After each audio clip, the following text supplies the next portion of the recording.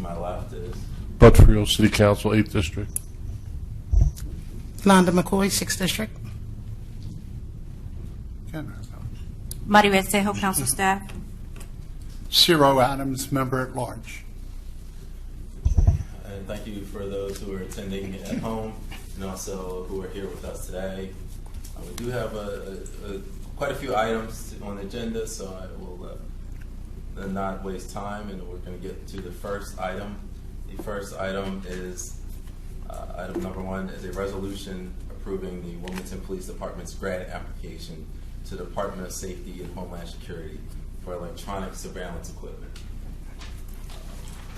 Brief overview of this particular grant application. This resolution authorizes the Wilmington Police Department's grant application to the state of Delaware in the amount of $29,538.17.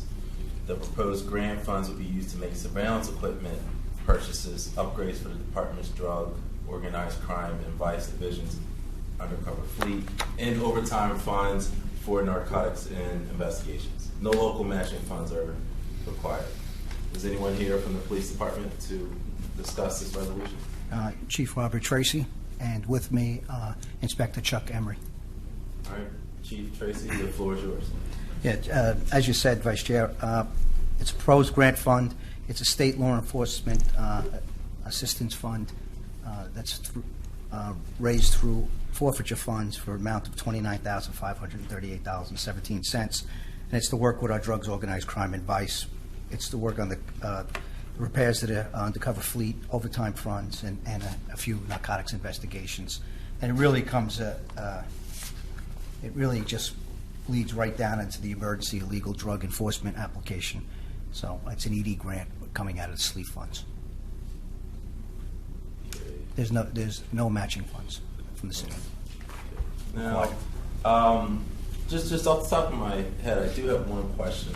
I believe I recall a similar SLEEF grant back in October, November, and now there's a new application from the city. Is there a limit to how many times the city can go to the SLEEF fund in a particular calendar year?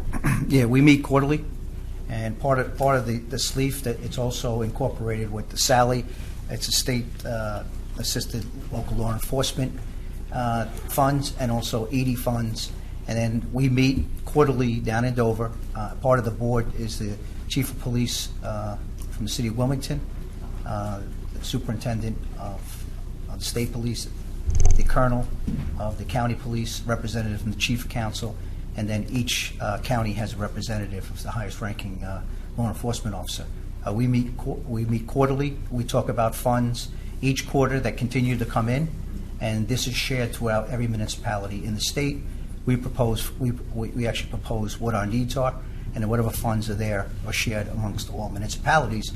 And obviously, when you start to see that being the 3 largest law enforcement agencies between the state, the county, and the Wilmington Police Department, we probably contribute the most into the forfeiture funds. Therefore, we're able to pull out more because of our size. And so it's continuous where our needs are, and some of these things re-up some grants that we've had in the past. Okay. So this particular grant, is this a re-up grant or is this a new grant? This is money that's in the account that we saw that we can not supplant but supplement the budget we have, and not to pull it out of our 2020 budget. And we can see we can get some things done with overtime, some equipment, and some changes to some of our other vehicles. I don't have any additional questions at this time. Members of the committee? Mr. Chairman. Councilman Adams? Yeah, thank you, Mr. Johnson. Chief, could you sort of expound on exactly what you mean by electronic surveillance equipment in this grant? Well, without giving away means and methods, it's really to integrate cameras that we can do surveillance and also take pictures, and with mobile with these things. Okay, are these items that would need warrants to do? No. No, this is just This cameras is and other investigative items. surveillance, yes. Okay, okay. Thank you. Thank you. This time I'd like to recognize the Councilwoman Harlan. Thank you. Good evening. Any other comments or questions from members of the committee? Okay. All right. Hearing none, I would like to open up to members of the public. If there's any public comment. Anyone else want to speak first?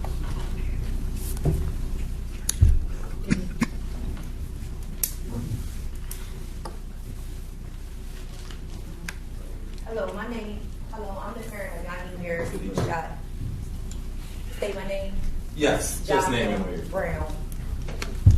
Hello, I'm the parent of Yahim Harris who was shot February 2nd, 2019, as he ran unarmed. I'm asking for Kathleen Jennings, who said she wanted to speak with the family to do the right thing, launch a full independent investigation, and also we as the community as the body cams.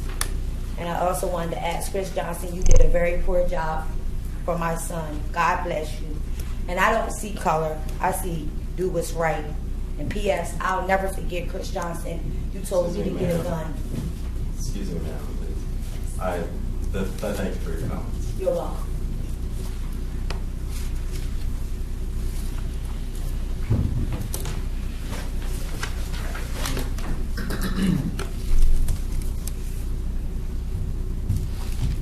My name is Devon Marquis Hall, D. Marquis Hall, and the community of Wilmington is underserved, and not only underserved, but threatened by the people who were supposed to serve and protect. The chief and the men who are, men and women who are under his command should be held accountable for the good things that they do and the bad things. It should be transparency when it comes to these different tapes of what happened, because, you know, with Jeremy McDowell in 2015, the 28-year-old who was in a wheelchair, who was shot by 4 police officers, we didn't see a gun in the video that was recorded with a cell phone. There was no gun in that video. And then all of a sudden there was a gun. 5 years later, fast forward February, Yahim Harris, whose mom just spoke and was understandably upset with the man who said that he would represent her son. But didn't Point of order.